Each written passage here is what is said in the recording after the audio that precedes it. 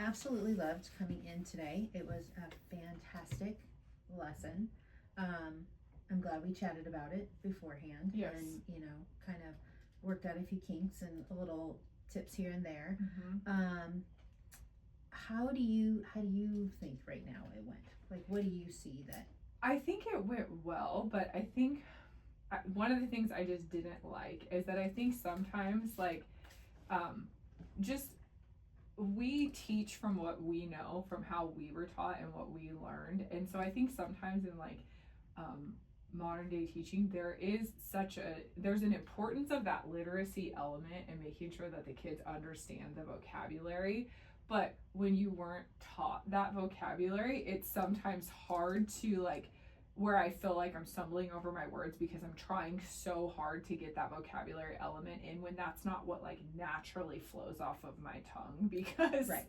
Well, because the we math weren't words taught. don't. Yeah, they don't necessarily like, and so that's the only thing is if I'm being like very hypercritical of myself, I didn't feel like I was feeling as natural as teaching it as if like if a kid was like, hey, how do I turn this improper fraction into a proper, I'd be like, hey, let's just do some division, and I would have just said the steps out. But when I'm being so calculated about how I'm trying to teach it to them, that sometimes it feels a little more robotic, and that's the critical part, I think. That but as I taught it to block 2 and block, I did it to block 3, Right. you start to figure the kinks out. It's harder in the first block. So Yeah, absolutely. Yeah. Which is why I'm glad we're there. Yes. Because then that helps. I can just give you a little Yes. tip and Yep. And honestly, I'm gonna start your classroom is beautiful. You think they're squirrely right now. Okay, you do have to remember it is December. Yes, exactly. But you get them so quickly back in control. You whisper, shh, and they're all back, and they're paying attention. And some of them might not look like you had mentioned that you watch them. They are. I mean, they might not. A lot of like I know Lohea was like, I have to draw.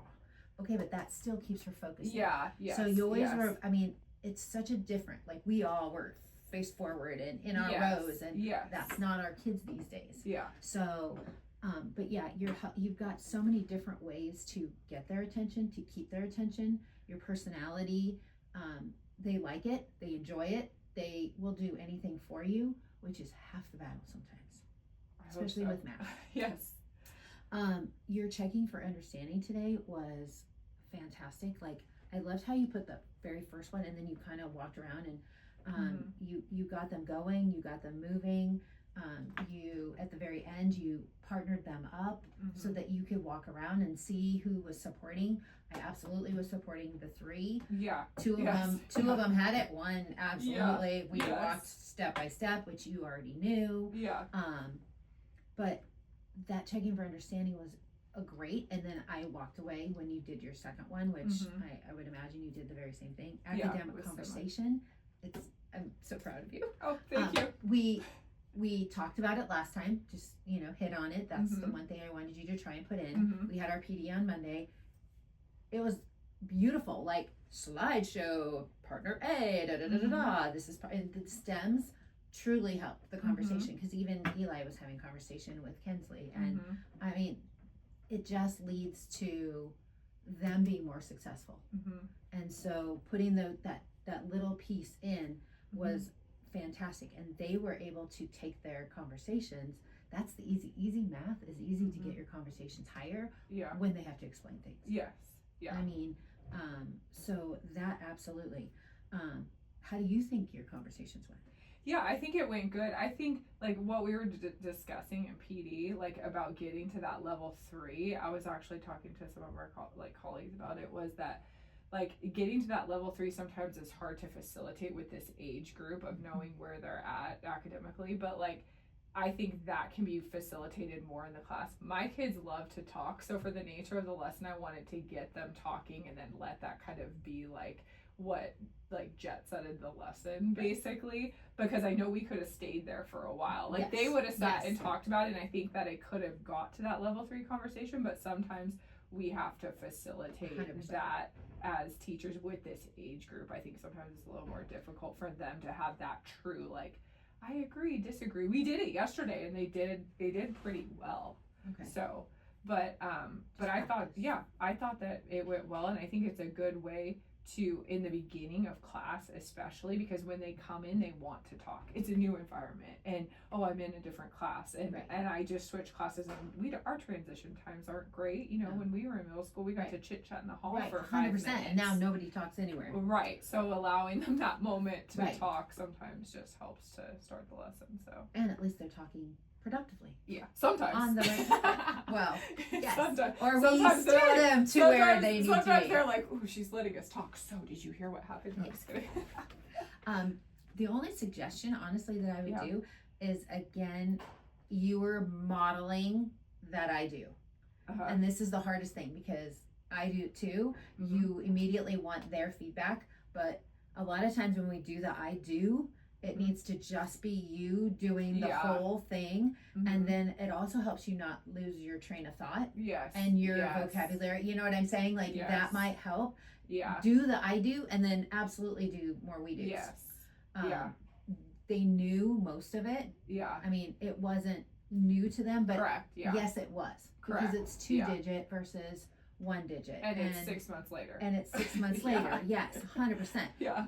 You definitely needed to do just explicitly, because that's one thing that we're going to start really nitpicking on, is that I do, because just because of yesterday being at the math curriculum. Yeah. It's I do, we do, you do. I do is just you. Yes. So I'm just sharing the new, that strong model. Strong model. Okay. That's what I would say to focus on, because especially when you're taking notes. Yes. I mean, you have beautiful notes and it's all laid out. I'm like, I really need to grab her notes and put those into the but then I won't, because to distract me. I might, but okay. No, you can't. I have them. I have it all for you. Yes. Yeah. I mean, I was like, because there won't be any slideshows, so make sure for next year. Okay. I mean, you'll still have ILC. Yeah. But only for 3 years, and then that goes away. Yeah. And you literally will be driving from what you. So you just keep building. That's what I always did.